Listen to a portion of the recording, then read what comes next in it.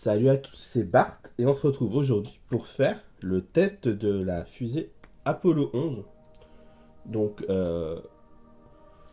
on va feuilleter le numéro de présentation, enfin la plaquette de présentation, le numéro 1 et le numéro 2. Et normalement la semaine prochaine on fera le numéro 3 et le numéro 4. Donc déjà je tiens à remercier David Muller qui m'a envoyé ces numéros, enfin les 4 du coup. Et voilà, donc on va commencer par faire le petit feuilletage de la collection. On va commencer par prendre le numéro 1.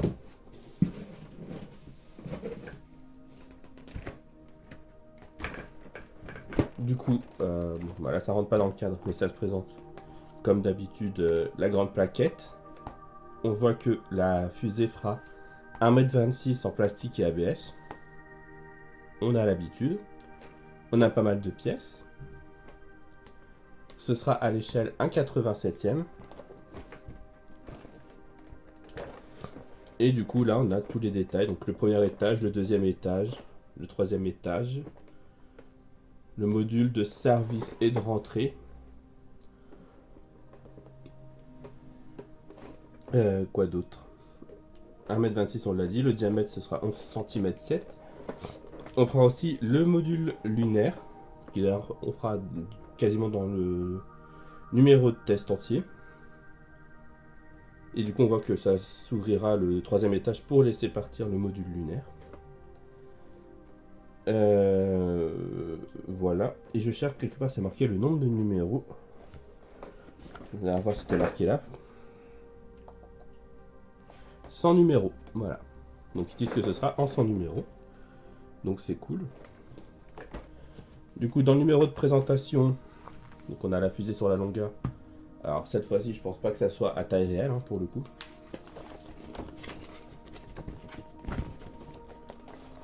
Donc voilà, on reprend le visuel là, c'est le visuel qu'on a derrière la plaquette de présentation. Et au final, on a très peu de choses. Donc on a le montage pas à pas. On nous représente vite fait Apollo 11. Et dans les magazines, on voit qu'on aura une section sur les missions, une section d'exploration confins de l'univers, une section technologie du futur, et une section vers les étoiles qui présente les films en fait, qui parlent de l'espace. Là, on a les cadeaux d'abonnement, donc les traditionnels posters, donc 3 photos historiques en 40 par 30, une casquette, un t-shirt toujours en A, donc faut qu'ils arrêtent avec les t-shirts en vrai. C'est surtout que vu le dessin, c'est compliqué à mettre.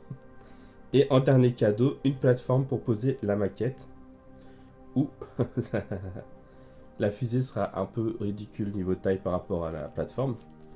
Mais je sais pas. Il faudra voir si l'abonnement premium, s'il existe, permet de rajouter par exemple la tour pour la tenir et tout ça, que ça fasse un peu plus habillé que juste la plateforme. Voilà. Et du coup le poster qui est au milieu, c'est voilà, c'est la fusée essentiellement. Donc voilà.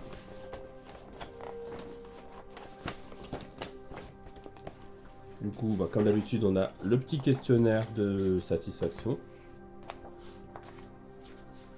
La truc d'abonnement, d'ailleurs dans le numéro 1, on en a eu 2. Ça c'est la version là, donc on va la passer.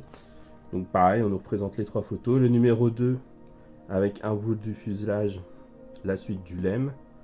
Le numéro 3, pareil, un bout de fuselage et la suite du LEM. Là, on a plus en détail. De toute façon, le numéro 2, on va le voir tout de suite et on verra le putain d'abonnement du numéro 3. Il n'y a pas marqué les fréquences d'envoi à chaque fois sur les... Ah si. Premier envoi 6 numéros, 2 numéros, deuxième et troisième envoi 3 numéros, et les envois suivants 6 numéros. Ça j'ai remarqué, c'est comme pour le Faucon je crois. Ils envoient maintenant les 6 numéros beaucoup plus rapidement qu'avant. Par exemple pour le Power Rangers ou les Mountain, on devait attendre le numéro 20 à peu près pour avoir des envois de 6 numéros. Là c'est dès le troisième, donc ça doit arriver au numéro 7, 8, 9, dans ces eaux-là. Du coup, dans les magazines, Dans les missions Apollo, on nous parle de la conquête de l'espace par les Américains, avec du coup Saturne 5 qui nous intéresse ici.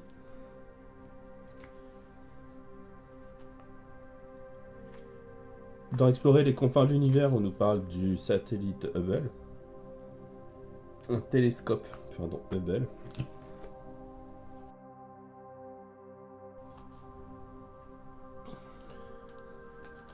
Donc avec tout ce que ça implique, comment il est maintenu à jour et tout ça. C'est très intéressant. Dans la technologie du futur, on nous parle aussi de Saturne 5. Normal pour le premier numéro, hein, rien de choquant. Donc on nous présente comment elle est découpée, répartie dans les étages, tout ça. Et dans le cinéma, dans la partie cinéma, on nous parle de First Man, le premier homme sur la Lune, qui est sorti en 2018, et je savais même pas que ce film existait. Voilà, et après on a le guide de montage, où on aura malheureusement pas mal de colle à utiliser pour ce premier numéro. Là il n'y en a pas, mais par contre il y a plein de pièces. On va jusqu'à U dans les dénominations, plus le tournevis. Donc... Et voilà.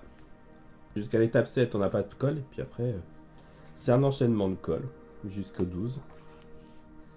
Et dans le numéro 2, donc là on voit le numéro 4, on a la suite du LEM, et un bout de fusée là. Et alors j'ai pas dit sur les fusées, il y a marqué que les réacteurs, enfin les moteurs, seront illuminés. C'est la seule partie électronique qu'il y aura, je pense. Ça peut rendre bien. Dans l'émission Apollo, on nous parle du conflit du coup entre l'URSS et les Américains pour la conquête de l'espace. Explorer les confins de l'univers, on nous parle de la planète Mars, des sondes qui y vont pour que ça devienne peut-être la nouvelle planète habitable après la Terre. Dans les technologies du futur, on nous parle du module lunaire d'Apollo 11. Et dans les films, on nous parle de Seul sur Mars avec Matt Damon. Et là, on voit qu'on a beaucoup moins de pièces, mais au moins on n'a pas de colle. Et le montage sera très rapide. Voilà. Et du coup, je vous propose de passer au montage.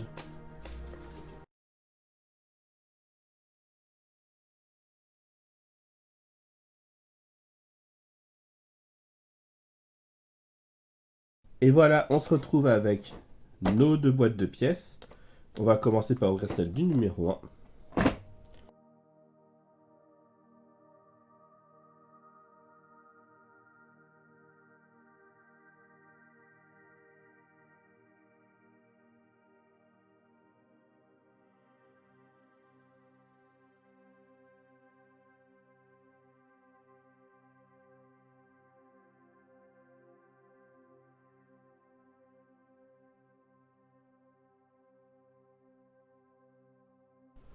On a ici toutes nos premières petites pièces, donc je vais vous faire le détail sans les sortir. On a en A l'antenne radar de rendez-vous, en B l'antenne bande S du LEM, en C l'antenne VHF qui a l'air d'être celle-ci en étoile, là en bas. Donc l'antenne VHF, on a le support des propulseurs RCS ici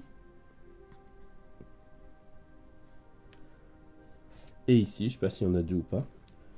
En E, on a ces deux-là qui se ressemblent aussi.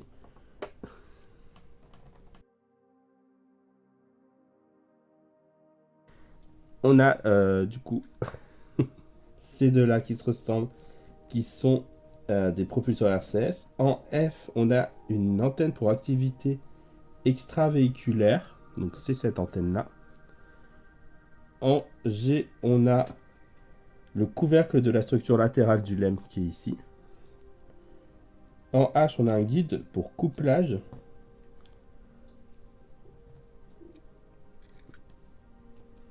Donc qui ressemble à celle-là, donc ça doit être celle-ci. Là.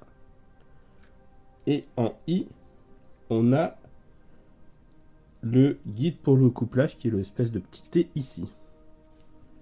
En J, on a un propulseur RCS, donc le deuxième, qui était ici. Et en K, on a le support de propulseur RCS, donc qui était ici. Donc voilà pour ces petites pièces. En plus de ça, on a, et je crois que tout est en plastique. Non, il y a un peu de métal là quand même. Non, c'est du plastique. Tout est en plastique. Ah non, ça c'est du métal. Ça c'est lourd. Ça c'est du plastique. Ça, c'est la seule pièce en métal du lot. Oui. Oui. Du coup, on a en L le moteur du système d'éjection de lancement. Moins. En M, on a l'écoutille supérieure du LEM. En SN, on a le panneau de fermeture de la structure centrale du LEM.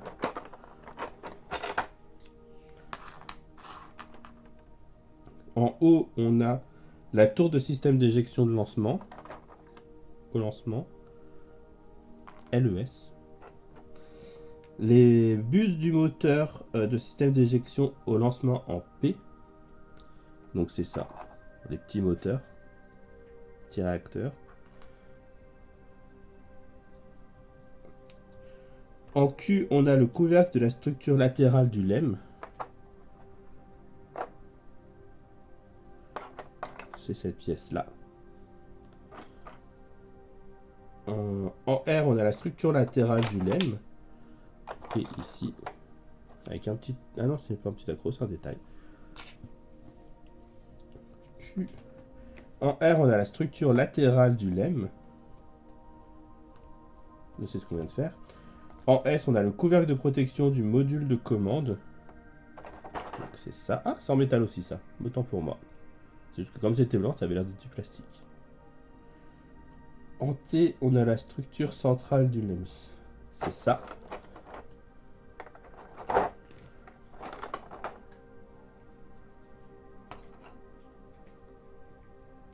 Et en U, on a la structure latérale 2 du LEM.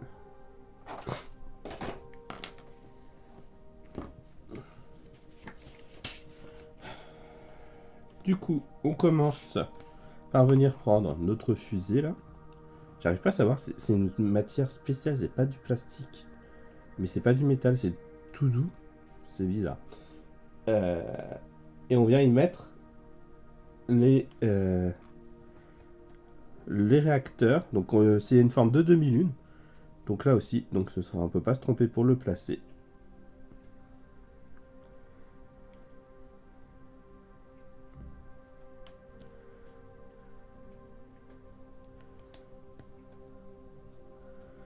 Voilà. Ensuite, on vient emboîter les picots qui sont au bout de la structure ici.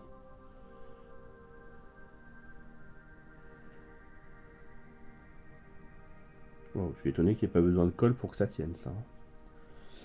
Là, et ensuite, on vient emboîter les 4 picots de la base dans les 4 trous ici au-dessus de la pointe.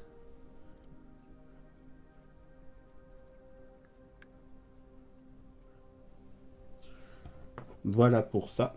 On peut la laisser de côté.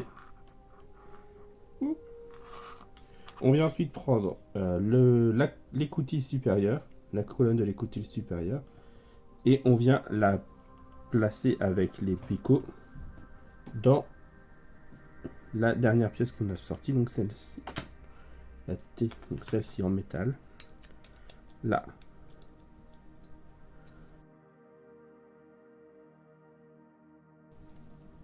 Donc visiblement il y a un sens, donc il faut que le trou ici au-dessus dans la partie plate en haut soit vers la droite, et du coup là je sais pas s'il me manque un trou ou pas. Mais en tout cas ça rentre bien pour une fois. Là, ensuite on vient emboîter la surface là. On a les gros picots, on a les gros tétons.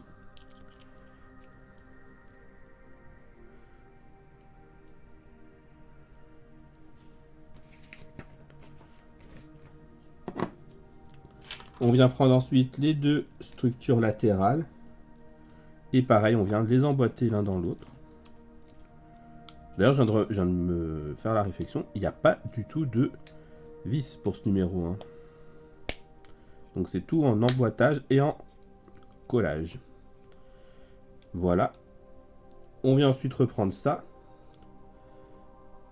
Sur le côté là où il y a les 4 trous, on vient emboîter cette pièce là qu'on vient de faire, sachant qu'il y a un gros téton en bas, un gros trou là, donc on peut les emboîter sans se tromper de sens. Et de l'autre côté, on a les 3 tétons qu'on vient emboîter dans les 3 trous.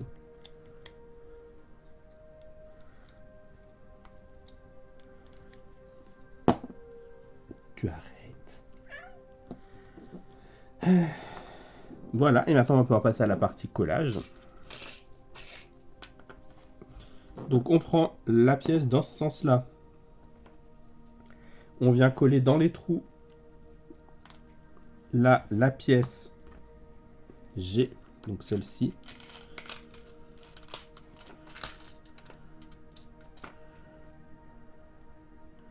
Sachant qu'il y a un gros téton et un petit téton pour pas se tromper de sens.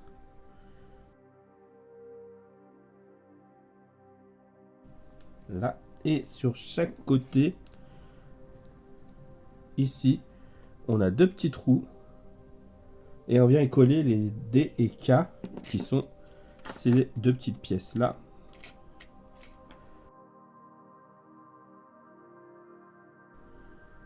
Avec le côté le plus long qui va être vers l'intérieur du module, comme ça.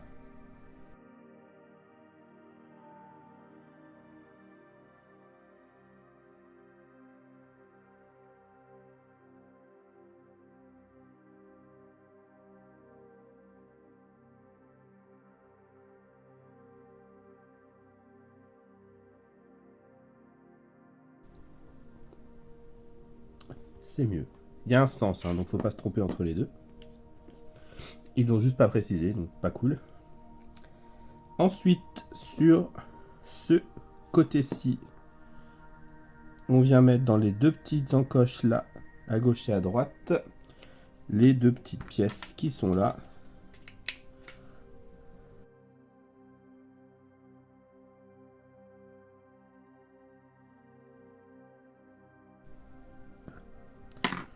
Voilà, donc pareil, il faut faire attention au sens. Le téton est pas droit, et du coup la partie la plus longue doit rentrer vers l'extérieur, et ça rentre que dans un sens, j'ai l'impression.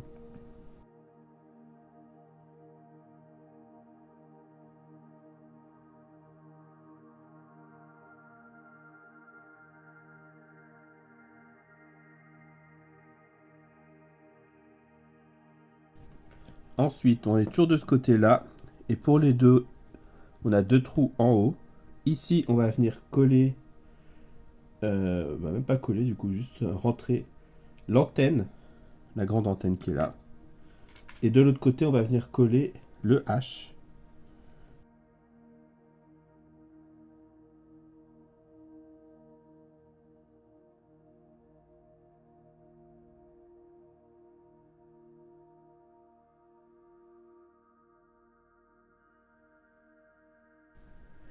Ok, donc c'est celle-ci qu'il faut mettre, parce qu'elle a un téton ici, un téton ici. Enfin, ce qui ressemble à un téton. Et en fait, il y a un trou ici, et il y a une encoche ici à mettre.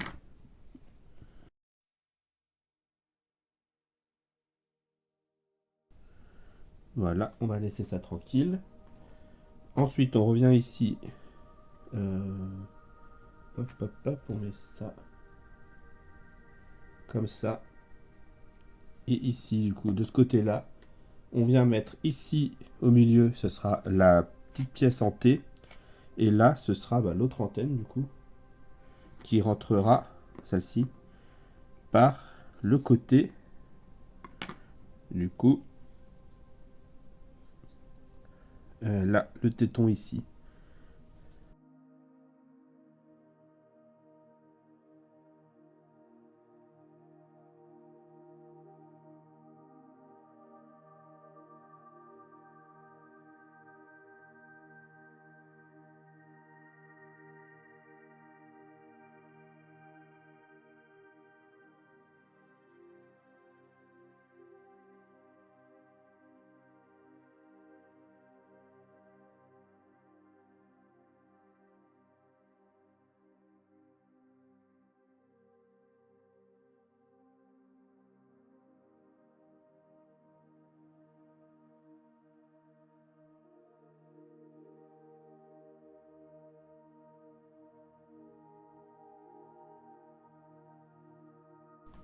Voilà. Ensuite, on vient de l'autre côté. Ici, on a le télescope, enfin l'antenne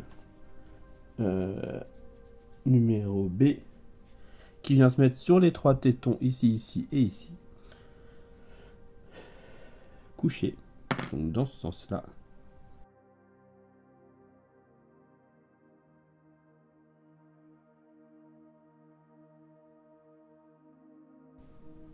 Voilà.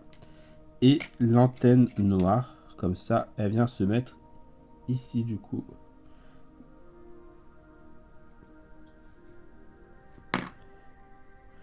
Donc avec une grosse pièce en demi-lune, donc ça je pense pas qu'il y ait besoin de colle.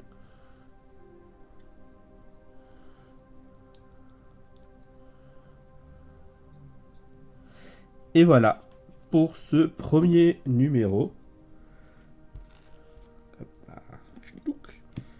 On va laisser sécher un peu ça, puis on va passer au deuxième numéro.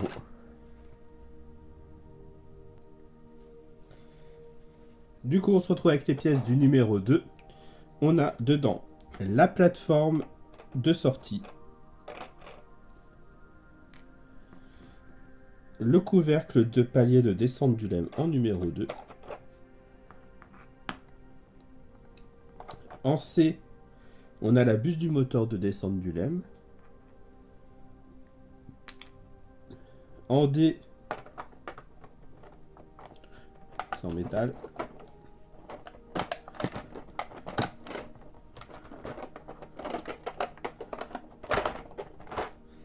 En D, on a la structure du palier de descente du lemme. En E, on a 4 déflecteurs de gaz.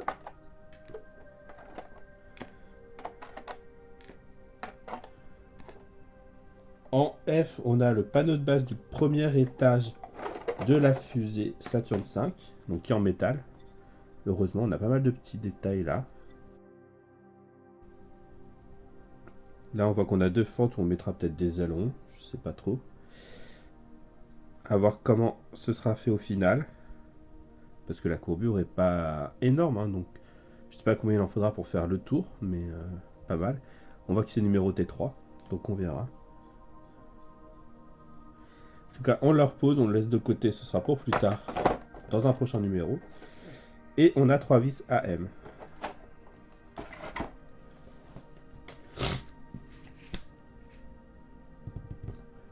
Du coup, on vient commencer par prendre cette pièce-là.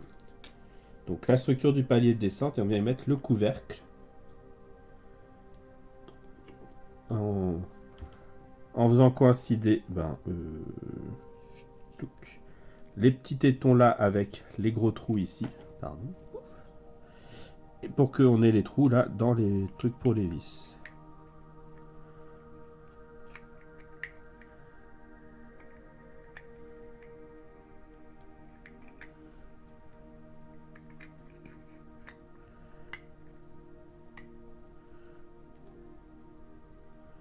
Voilà.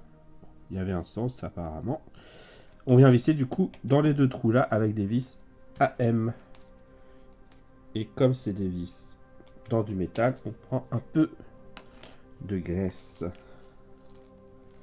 Même si elles sont pas très grosses les vis.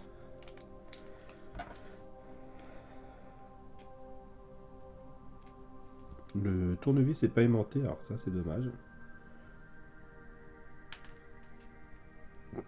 Bon, on va pas mettre de graisse du coup.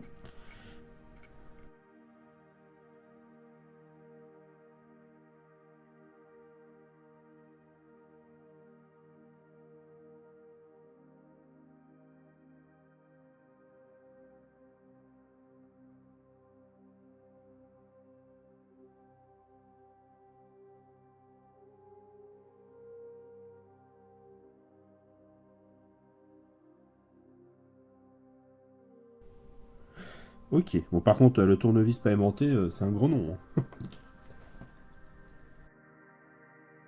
Voilà, du coup on vient prendre ensuite les déflecteurs de gaz tout autour.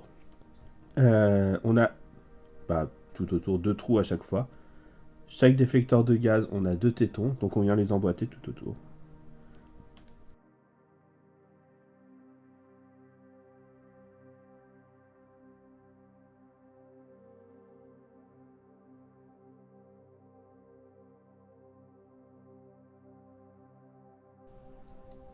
Par contre, ils sont vraiment faits bizarrement parce qu'il y a certains, il reste des trous. Hein. C'est quand même pas hyper précis, c'est dommage.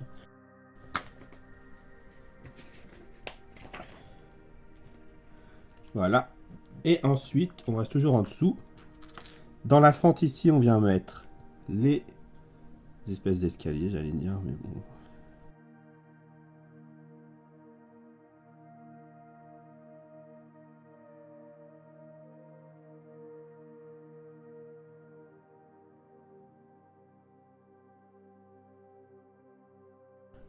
Voilà. Et on vient finir de ce sens-là avec le la buse de moteur de descente du LEM. On a un téton en demi-lune pour pas se tromper dans le sens, pour le mettre ici. Et voilà. Tac. Et on nous dit de le mettre dans ce sens-là. On doit avoir ça qui va venir, je pense, comme ça ici. Ça va être un beau rendu.